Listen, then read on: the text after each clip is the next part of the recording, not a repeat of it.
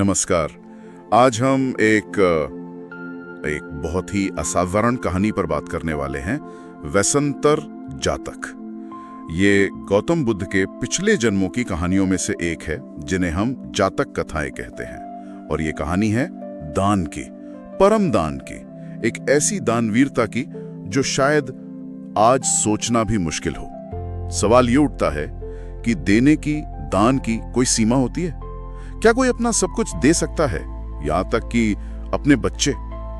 चलिए आज इसी पर थोड़ी गहराई से बात करते हैं। बिल्कुल। और ये कहानी सिर्फ दान की नहीं है, देखा जाए तो ये त्याग की चरम सीमा, उसकी पराकाष्ठा क्या हो सकती है और बोधिसत्व के आदर्श के संदर्भ में इसका क्या मतलब है, ये समझने की कोशिश है। बोधिसत्व, हाँ, यानी वो जो बुद्ध बनने के रास्ते पर हैं। हाँ, और जो सभी प्राणियों के कल्याण के लिए मतलब एक असीम करुणा रखते हैं।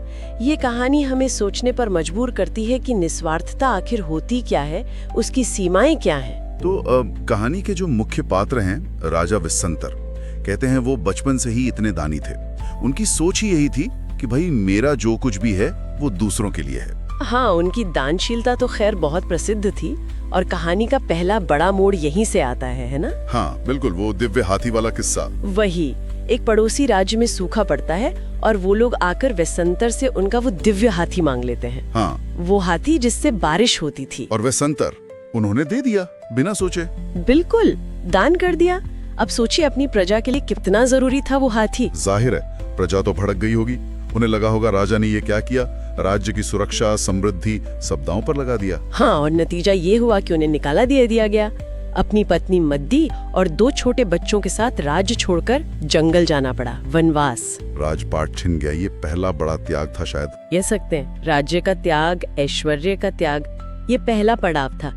लेकिन जंगल में जाकर भी उनका वो दान का जो व्रत था वो रुका नहीं। अच्छा, मतलब वहाँ भी? हाँ, पत्तों की कुटिया में रहते थे, लेकिन कहते हैं कि जो भी उनके पास पहुंच जाता वो उसे खाली हाथ नहीं लौटाते थे। और फिर आता है कहानी का वो हिस्सा जो शायद सबसे ज्यादा परेशान करता है, विवादास्पद भी कह सकते हैं आज के समय में। हाँ, वो जुझक ब्राह्मण वाला प्रसंग। जी, एक बूढ़ा ब्राह्मण जुझक उनकी कुटिया पर आता है और वो कहता है कि भाई उसकी पत्नी ने उसे ताना मारा है, घर से निकाल दिया है और वो तभी लौटेगा जब उसके पास सेवा करने के लिए कोई हो। और वो वैसंतर से उनके बच्चे मांग लेता है, बेटा और बेटी, सेवक के तौर पर।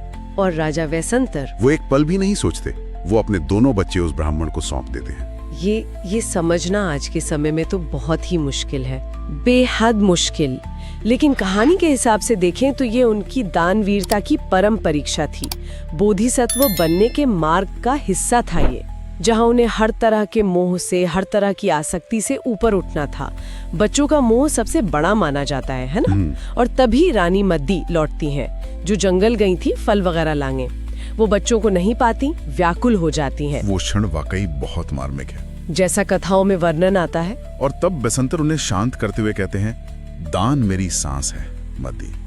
मतलब उनके लिए दान कोई कर्मकांड नहीं, बल्कि उनके अस्तित्व का आधार था, व्यक्तिगत पीड़ा से कहीं ऊपर। हाँ, यहाँ वो अनासक्ति या डिटैचमेंट का जो सिद्धांत है बौद्ध दर्शन में, वो सामने आता है। बोधिसत्व के लिए ये जरूरी माना गया है कि वो किसी भी चीज से मतलब अत्यधिक जुड़ाव ना रखे, चाहे वो राजपाट हो या अपनी संतान। तो क्या ये प्रेम की कमी थी? नहीं, कथा के अनुसार ये प्रेम की कमी नहीं है, बल्कि ये सभी प्राणियों के प्रति एक असीम करुणा और अपने लक्ष्य, अपने परम कर्तव्य के प्रति दृढ़ता का प्रतीक है।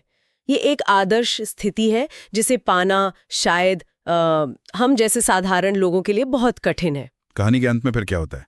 सब कुछ ऐसे ही रह जाता है? नहीं, अंत में देवताओं के राजा इंद्र आते हैं। वो वैसंतर की परीक्षा लेने एक और याचक बन के आते हैं और फिर संतुष्ट होकर उन्हें आशीर्वाद देते हैं। बताते हैं कि उन्होंने बोधिसत्व मार्ग की एक बहुत बड़ी बाधा पार कर ली है। अच्छा, और प्रजा? उन्हें अपनी गलती का एहसास होता है? हाँ, उधर प्रजा को भी पता चलता है, उन्हें अपनी गलती महसूस होती है। वो उन्हें सम्मान के साथ वापस बुला लेते हैं। वैसंतर फिर से राजा बन जाते हैं। और बच्चों का क्या हुआ? वो ब्राह्मण के साथ ही रहे? नहीं, कहानी में आगे है कि जुझक ब्राह्मण बच्चों को लेकर उनके नाना के राज्य पहुंचता है। वहां बच्चे पहचान लिए जाते हैं और उन्हें मुक्त करा लिया जाता है। तो अंत जो है वो एक तरह से सुखद होता है। लेकिन उस त्याग का जो महत्व है वो बना रहता है। तो कुल मिलाकर इस कहानी का सार क्या है, मतलब निचोड़ क्या है? कथा के अनुसार सार यही है कि बिना शर्त, बिना किसी वापसी की उम्मीद के किया गया दान ही सबसे ऊंचा परोपकार है, परम दान। और सच्चे त्याग में दर्द हो सकता है, पीड़ा हो सकती है, लेकिन पछतावा नहीं होता अगर वो सच्चे मन से किया गया हो। बिल्कुल। ये कहानी हमें अपनी करुणा और अनासक्ति की सीमाओं पर सोचने को मजबूर करती है। आज शायद हम ऐसे चरम त्याग की कल्पना भी ना करें, लेकिन ये हमें अपनी उदारता की जो क्षमता है उस पर विचार करने को जरूर प्रेरित करती है। और शायद सबसे बड़ा सवाल जो ये कहानी हमारे लिए छोड़ जाती है वो यही है कि ये जो ऊंचे आदर्श हैं, निस्वार्थ सेवा के, दान के, और जो हमारी व्यक्तिगत जिम्मेदारियां हैं परिवार के प्रति, बच्चों के प्रति, हाँ, इनके बीच संतुलन कैसे साधा जाए, ये एक बहुत बड़ा प्रश्न है। सही कहा। शायद यही वो प्रश्न है जिस पर हम सभी को अपने अपने जीवन के संदर्भ में सोचना चाहिए। जरूरी नहीं कि जवाब वसंतर जैसा हो, लेकिन सोचना जरूरी है।